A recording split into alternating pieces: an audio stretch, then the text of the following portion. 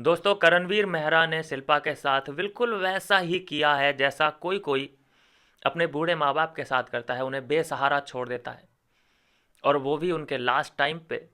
तो देखिए, अभी तक वो इस पूरे सिनेरियो को एंजॉय कर रहा था, अभी तक वो पूरे मज़े ले रहा था, वो अपने आप को छेड़ता था। कभी कभी हमने देखा है कि जब जब शिल्पा और विवियन बातचीत किया करते थे अकेले में जाके, या वो रो रो भी लिया करती थी, कोई पहली बार नहीं रोई विवियन के लिए, तो ये अपने ही मज़े ले रहा होता था कि अरे देखो देखो मेरे साथ क्या हो रहा है, मेरी पीठ में खंजर, ये बुलशिट बातें किया ही करता था। और इसका इसे बहुत बड़ा फ़ायदा भी मिला है, इसके पीआर टीम के द्वारा, इसके जो फैंस हैं उन्हें उनसे बड़ी सिंपत्ति मिली है कि अरे हाय रे बेचारे करण के साथ बड़ा बुरा हो रहा है, कोई भी साथ नहीं दे रहा, सब खंजर भोंक रहे हैं। तो उस वक्त तो ये बड़े मज़े ले रहा था, लेकिन अभी अचानक क्योंकि इसे शिल्पा का साथ अब नहीं चाहिए, शिल्पा को अब ये और आगे तक नहीं लेके जाना चाहता, तो अभी ओवर सेंसिटिविटी दिखा रहा है। अचानक हर चीज़ इसे सेंस हर चीज़ में ये सेंस ढूंढने लगा है, लॉजिक ढूंढने लगा है। अभी मतलब उस वक्त जब नॉमिनेट किया था तो इसने रिश्ता ख़त्म नहीं किया शिल्पा के साथ, और अब सिर्फ सॉरी बोला है उसने विवियन को, तो इसे बुरा लग गया। अब सिर्फ सॉरी बोलने पे इसे बुरा लग रहा है। तो दोस्तों, और करण बेटा, तुम्हारी ये चालें तो हम सब समझ रहे हैं कि तुम इस वक्त शिल्पा को बेसहारा क्यों छोड़ देना चाहते हो। हालांकि विवियन का साफ साफ कहना है कि तू अपने आप को अपने पास रख और अपनी माँ को भी अपने पास रख, मुझे तेरा ना सॉरी चाहिए और ना तेरी माँ चाहिए, लेके जाओ दोनों लोग एक दूसरे को। इतना बोल दिया है साफ साफ लफ्ज़ों में। भाई विवियन को इन दोनों में कोई इंटरेस्ट नहीं है। अरे वो कौन सा इसे घर लेके जाएगा, या वो थोड़ी ना इसे घर लेके जाएगी, वो पेरिस पहुंच जाएगी, लंदन पहुंच जाएगी इस शो के बाद। ये क्या ड्रामा लगा रखा है, माँ बेटे का एंगल, माँ बेटा, ये सब बुलशिट बातें हैं दोस्तों। ये सब देखना, एक पेरिस में होगा एक लंदन में होगा, इनका कभी कभी कॉल सॉल हो गया तो हो गया, अदरवाइज कुछ भी नहीं। खाली यहाँ पे ड्रामा स्क्रीन प्ले कर रखा है। जो असली रिश्ते होते हैं वो ही होंगे असली रिश्ते, जैसे कि खून का जो रिश्ता होता है। ये बाकी और रिश्ते में बात करूं, जैसे कि अविनाश और ईशा को हम देख सकते हैं आगे जाते हुए, लेकिन ये माँ बेटा, ये रिश्ता बिल्कुल, इसके कोई ना सिर है ना पैर है। ये तो बस एक एंगल बना है। इससे बहुत अच्छी स्क्रिप्ट तैयार हो चुकी है, फाउंडेशन बहुत तगड़ा रखा जा चुका है, जिसके फाउंडेशन पे इन तीनों ने ही अपनी अपनी रोटियां सेकी हैं। तीनों को ही मिला है मैं तो ये कहूँगा कंटेंट। लेकिन अब जलनवीर मेहरा को ये कंटेंट चाहिए नहीं, ये एंगल चाहिए नहीं।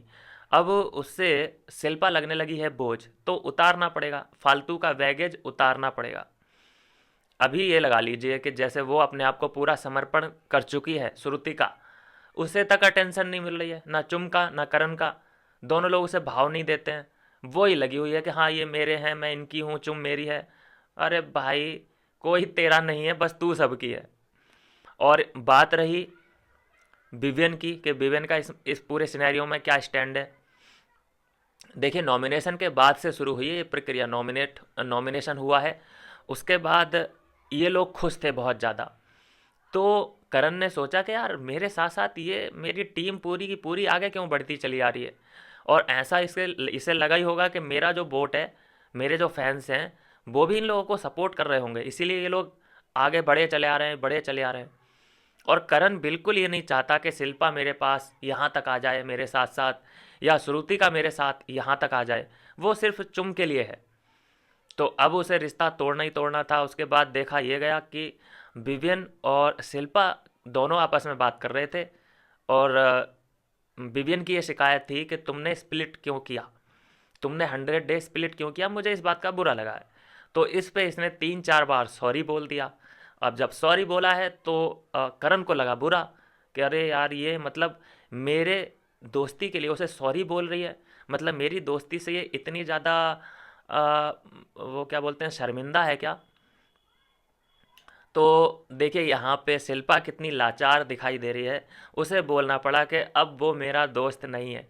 भाई मैं समझ सकता हूँ शिल्पा मैडम, आपकी परेशानी, आपने जिस पौधे को सिंचाई, खाद, पानी शानी दे दा के इतना बड़ा किया, और जब उसकी बारी आई कुछ फल देने की, तो वो मुकर गया, वो किसी और का नौकर बन गया।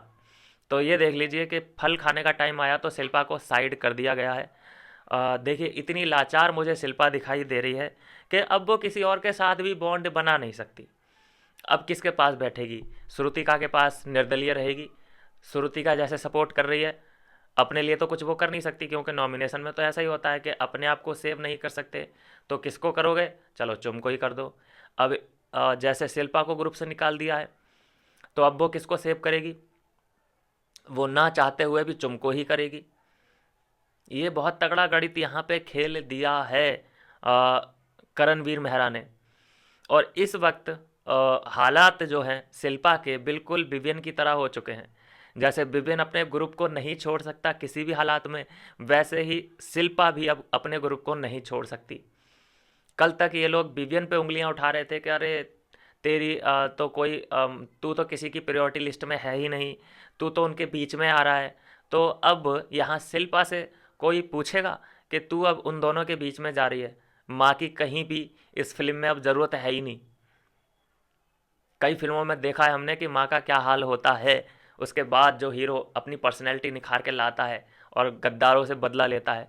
तो बस ये कुछ कुछ उसी तरीके की पुरानी फिल्मों का दी एंड होता हुआ है नज़र आने लगा है।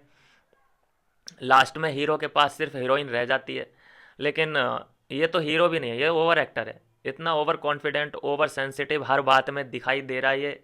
कल इसने चुटिया काटने की बात कही चाहत पांडे की, और किसी ने भी मुद्दा नहीं बनाया, सिर्फ मैंने आवाज़ उठाई थी कि लड़की की ये चुटिया काटने की बात कर रहा है, और कोई इससे उल्टा सवाल ही नहीं पूछ रहा कि तू ऐसा कैसे बोल सकता है एक लड़की को। तो अगर चाहत पांडे की भी तो गलती है ना यहाँ पे। चाहत पांडे अपना टारगेट फिक्स करके चलती है। अगर इस ठिरकुल्ले की जगह अविनाश ने या विभिन्न ने बोला होता कि तेरी चुटिया काट लूँगा, तो ये उनके ऊपर चढ़ गई होती और रोने धोने लगी होती और एक्शन की मांग कर रही होती। ये इसने बिग बॉस तक की बैंड बजा दी होती कि बिग बॉस मुझे एक्शन चाहिए इस बात पे। लेकिन क्योंकि वो ठिरकुल्ला था, तो उससे कह रही है जा, मैं तेरे मुंह नहीं लगती, नहीं तेरे नहीं, मैं आपके मुंह नहीं लगती, जाइए आप यहाँ से, प्लीज़ जाइए। उससे इस तरीके से लड़ाई करती है ये। ठीक है, मैं बोलता हूँ ना कि इसीलिए हमेशा डंडा रखा करो साथ में। जो हाथ जोड़ के ऐसे करता है ना, लोग उसे ही और दबाते हैं, उसे ही समझते हैं कि ये नौकर है। और जो डंडे से हाँकता है सबको, तो सब जमाना उसके आगे आगे भागता है। ये बताया है, मैं तो ये कहूँगा करणवीर ने बताया है अविनाश को, विवियन को, कि इन जैसी लड़कियों से, ये चाहत पांडे जैसी लड़कियों से डील कैसे किया जाता है। नहीं तो पूरे सीजन भर ये अविनाश और विवियन चाहत के सामने ऐसे ही रहे हैं कि भाई इससे पंगा मत लो। विवियन और अविनाश ही नहीं, रजत भी ऐसे ही रहा है कि भाई इससे पंगा मत लो, हाथ जोड़ के दूर रहो। वो आंखें दिखाती, ये लोग डर जाते हैं। करण ने सिखाया है वाकई, मैं कहूँगा, चाहत पांडे से कैसे डील करनी है। हालांकि वो चोटी वाला मुद्दा उठना चाहिए था, लेकिन क्योंकि करण है सामने और उसके खिलाफ कोई जाता ही नहीं है।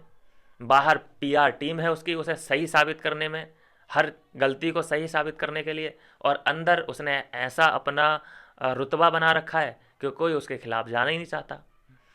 तो ये है दोस्तों अभी की अपडेट। अब ना चाहते हुए भी शिल्पा इस ट्रायो को तोड़ नहीं सकती, उसे चुम का साथ देना ही होगा। और यहाँ पे सबसे मज़े की बात यह है कि वो अब रिस्पेक्ट नहीं कर सकती किसी से, बस वो अपना समर्थन चुम को दे सकती है, करण को दे सकती है, लेकिन वो उस समर्थन के बदले उधर से क्या मिलेगा? कोई एक्सपेक्टेशन नहीं है। ये बहुत तगड़ा गेम यहाँ पे करण ने खेल दिया है। और ऐसी श्रुतिका है, वो अपना दे सकती है कुछ भी, लेकिन उधर से एक्सपेक्ट नहीं कर सकती। वाह रे गेमर वाह। मिलता हूँ दोस्तों नेक्स्ट वीडियो में नई अपडेट के साथ।